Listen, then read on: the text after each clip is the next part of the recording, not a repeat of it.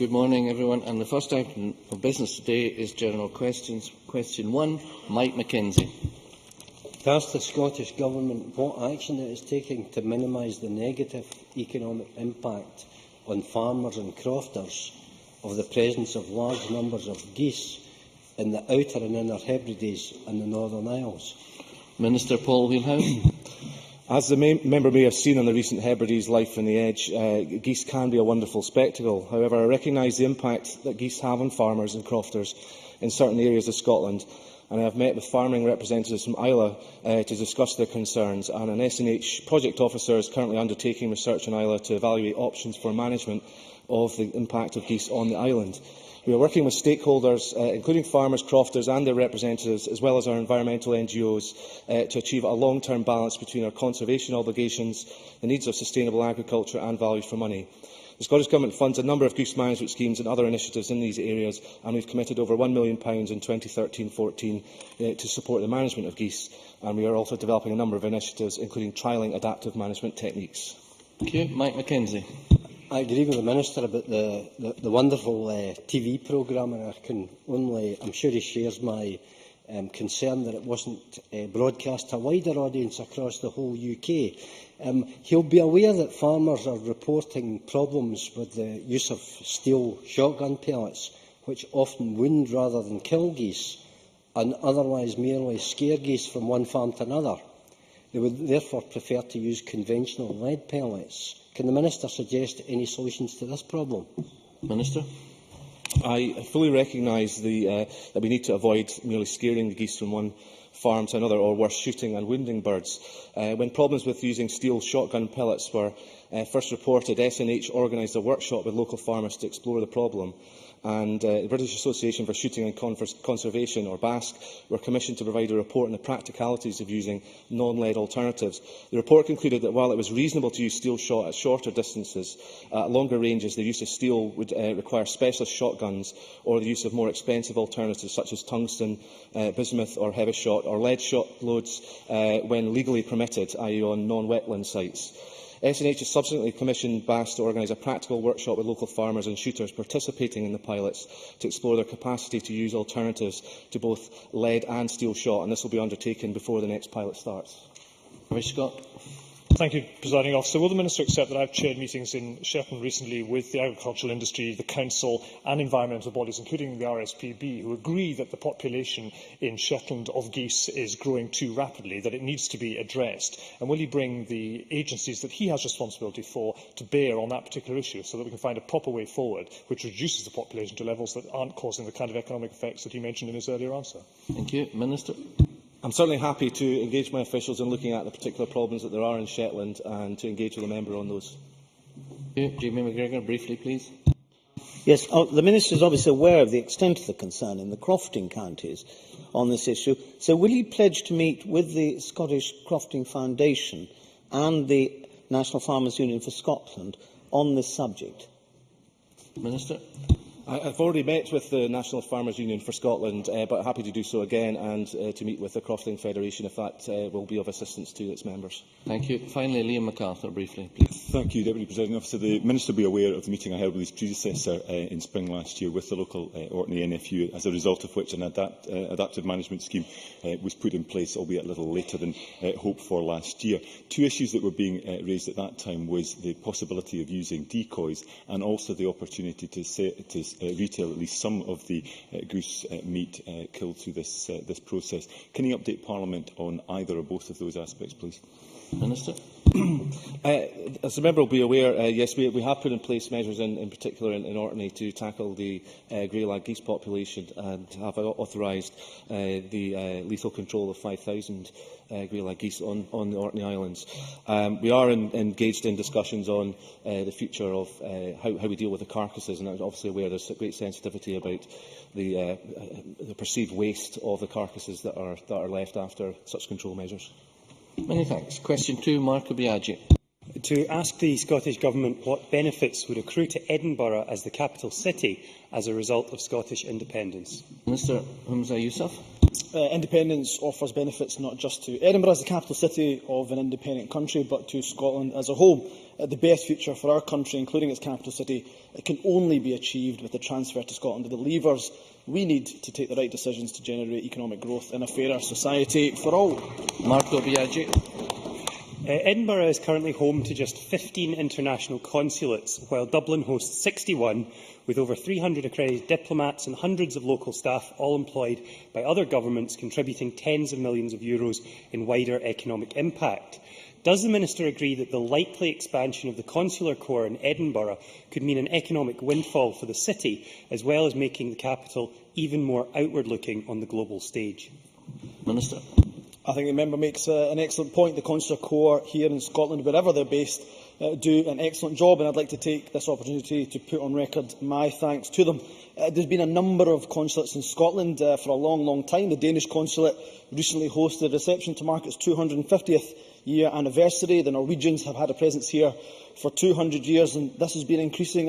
Recent additions include, for example, the permanent Romanian consulate set up in December 2012 and an honorary Croatian consulate. With independence, we would expect, as the member says, to see a significant expansion in the number of diplomatic missions and scale of diplomatic representation in Scotland. The benefit to the Scottish economy of the creation of these additional jobs would likely to be incredibly significant.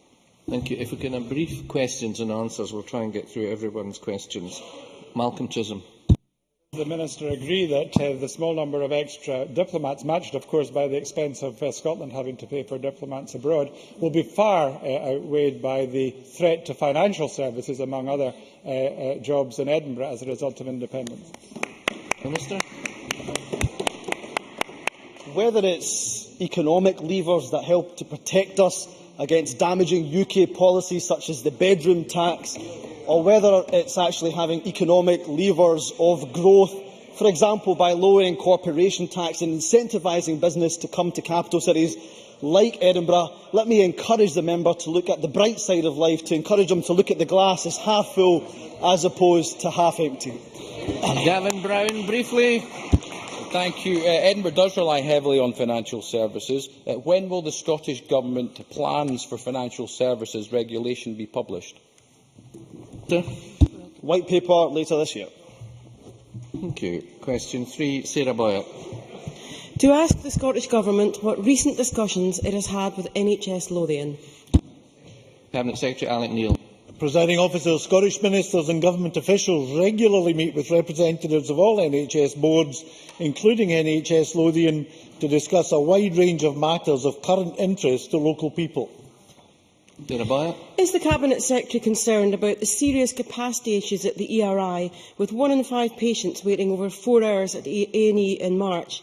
And as the ERI could soon be taking in extra patients from St John's due to staff shortages, what assurance can the Cabinet Secretary give that staff working flat out will be given the resources they urgently need to serve patients to the best of their ability?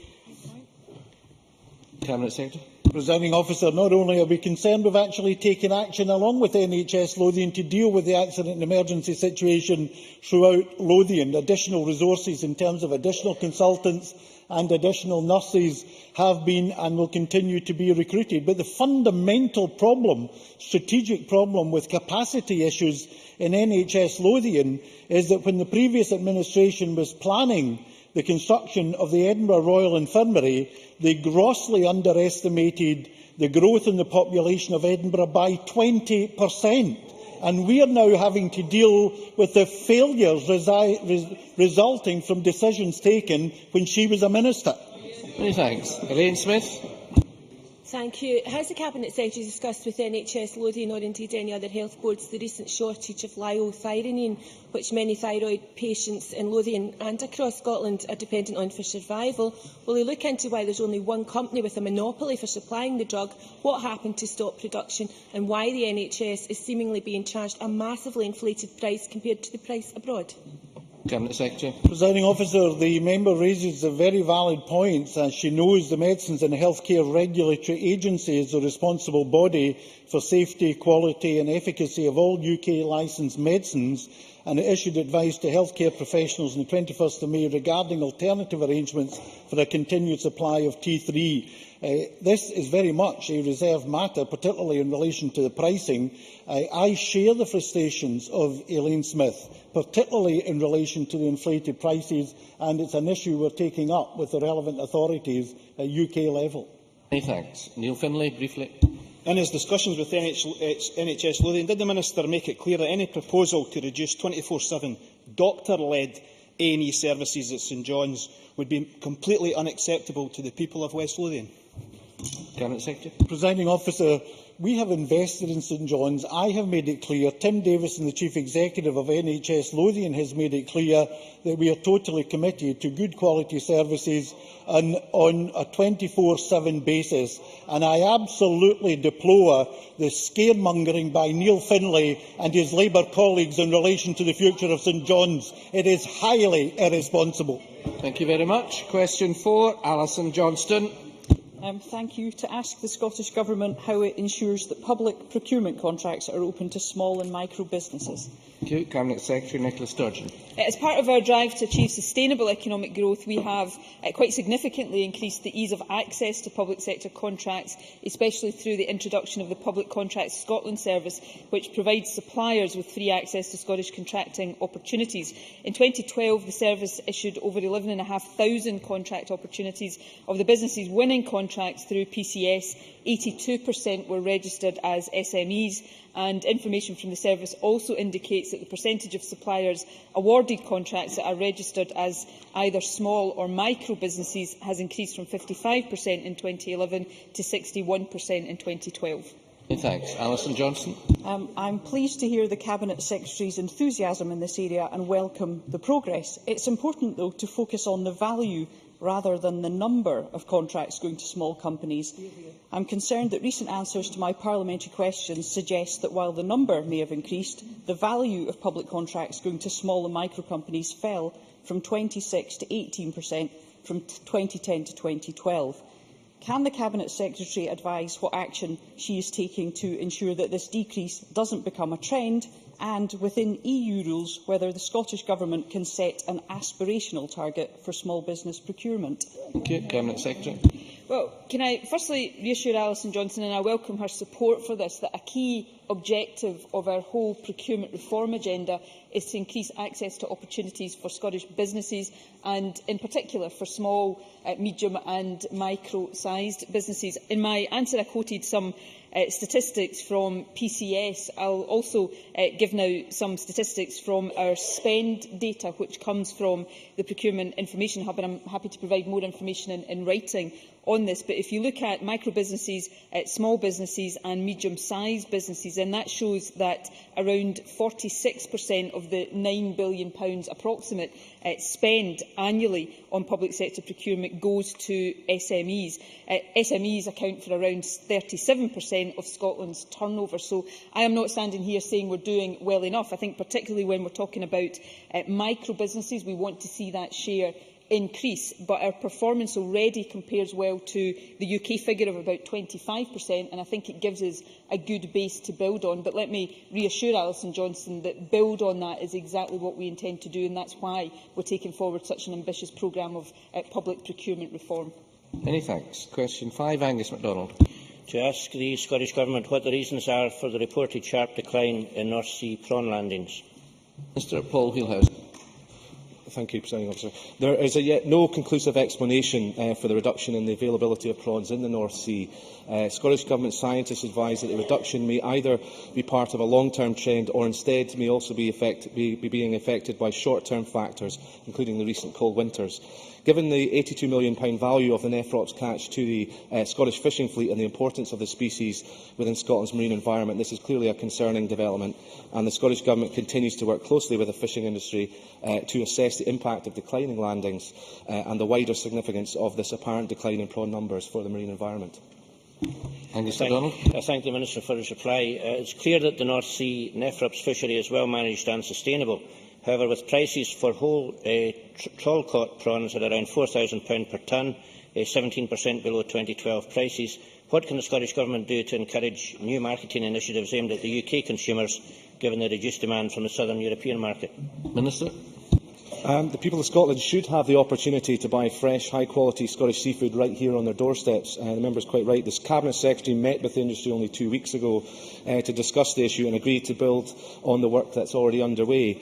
Since April 2012 alone, the Scottish Government has invested over £500,000 in ways to promote our seafood, including the UK Food Services Project at £90,000 to develop our seafood food service sector, a completely untapped market, and map the opportunities in the sector, develop networks with buyers and provide support and educational programmes. There is also support for the New and Emerging Markets project of £360,000 to looking at maximising opportunities for seafood in emerging markets, and a market intelligence project at £25,000. There is also, of course, the work in our Seafood in Schools project of £100,000 since April 2012 to teach children about the benefits of eating seafood. And that's not to forget the work of the Scottish Seafood Partnership, established by the Cabinet Secretary last year, which is looking to waste to add value to the full seafood supply chain, and they're due to report later this summer. Excellent. Thank you very much. Question 6, Patricia Ferguson. To ask the Scottish Government what assistance it provides to the independent television production sector in Scotland. Minister Humza Yousaf. Creative Scotland has announced the commitment of its £4 million film and television funding programme for 2013-14, which is now open for application. Other assistance includes ongoing advocacy by the Scottish Government in relation to raising levels of network production in Scotland, which translates into increased opportunities for the independent television production sector in Scotland, coming from a low base in 2006 of 2.6% of network production being sourced in Scotland. The sector now produces 4.9% of television content watched in screens across the UK. Patricia Ferguson. I thank the Minister for that answer, but he will be aware that this is a question I've raised on a number of occasions now with the Cabinet Secretary. And I am still of the opinion, because of the conversations I've had with the independent television sector, that for that sector specifically, there isn't enough support. That is certainly the view they put to me, and they also raise issues about their ability to access information about funding through Creative Scotland. I note the new £4 million film and television production fund, but I would be very interested to know what proportion of that will be available specifically to the television sector. Minister. As you know, that fund is open, of course, for the independent sector to apply for. And on top of that, I do agree there's always more that can be looked at to be done. I think the announcement was broadly welcomed last week from the Cabinet Secretary in terms of the assistance and the investigation, the exploration of a possible film studio, which I think will also be of great benefit and great use to that sector as well. Furthermore, with the hopeful new appointment of the Chief Executive of Creative Scotland, I know the member has had reassurances that this will also be a priority for Creative Scotland as well. But I'm happy to keep the member updated on further developments, particularly in regards to the film studio, which I think will be a very welcome encouragement and step in terms of the right direction and where we're going to support the independent television sector in Scotland. Many thanks. Question 7 has not been lodged and an explanation has been provided. Question 8, Margaret McDougall. Thank you. To ask the Scottish Government whether it will introduce a Group B streptococcus screening programme for pregnant women. Secretary Alec Neil. Presiding Officer, the Scottish Government has given independent advice by the UK National Screening Committee. The NSC reviewed the policy for Group B streptococcus in November 2012. This review used all the available medical evidence of the risks and benefits of screening all pregnant women. The committee agreed that a national screening programme for Group B streptococcus should not be introduced. The NSC will continue to keep screening for Group B streptococcus under review and will consider the policy again in 2015-16 or earlier if significant new evidence emerges. I thank the Cabinet Secretary for that answer. I wonder if he is aware of the tragic case of baby Lola Young from Coinning, who died after Crosshouse Hospital failed to pick up that she had the Group B streptococcus infection. And in the UK, it's estimated that 340 babies will develop early onset GBS infection each year, and 1 in 10 will die. I hear what the Cabinet Secretary has said. The decision has been taken and it's being reviewed. But routine testing for Strep B is carried out in America and Australia. Given the test costs around £15, must come to a point, please. Will the Cabinet Secretary at least consider the NHS in Scotland offered the option of the test to pregnant women to ensure that no other family has to endure the loss of a baby from Strep B? And will the Cabinet Secretary from Health meet with the parents and myself to discuss this matter? Many thanks. Cabinet Secretary. Presiding Officer, I am always happy to meet a member to discuss a constituency case, and obviously I am aware of the case cited by the member, and obviously all our thoughts are with the family concerned. Can I just say the concerns raised by the National Screening Committee regarding the screening of all pregnant women followed the submission of many hundreds of pages of evidence in consultation with experts and the clinical community throughout the UK. Their conclusion was that national screening will not prevent all deaths and disability from EOC-BGS, and the potential harm caused from the administration of antibiotics to many thousands of pregnant women, given the very low risk of potential harm, was a major factor in their decision.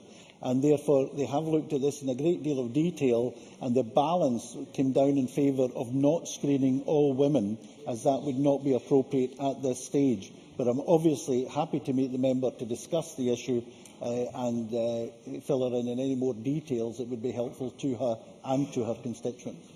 Many thanks. And that concludes general questions. And the next item of business is First Minister's questions.